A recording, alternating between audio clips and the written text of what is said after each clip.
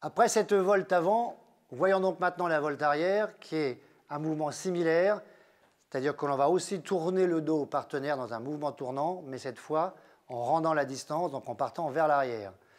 Différence, c'est qu'au lieu de faire d'abord un changement de garde, je vais d'abord en arrière faire le mouvement tournant, donc tourner le dos au partenaire. Je tourne mon dos et après, je me retrouve dans un changement de garde de manière à revenir dans la position de garde du départ. Encore une fois, si je suis en garde à droite, je finirai ma contre-volte en terminant en garde à droite.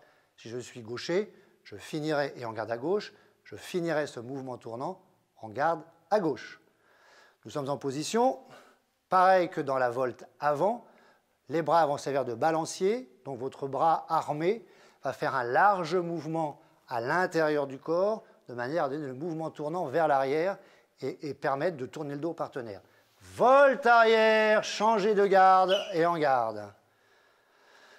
En finale, vous pouvez, lorsque vous faites une volte arrière sur un adversaire ou un partenaire qui vous attaque, prendre une parade et partir en volte arrière et terminer bien sûr, ou pas bien sûr d'ailleurs, avec le bras allongé qui permettra à votre partenaire de ne pas vous réattaquer, puisqu'encore une fois, vous avez eu un moment de faiblesse par rapport à lui, vous lui avez tourné le dos, mouvement dangereux, puisque vous ne savez plus ce qui se passe derrière vous.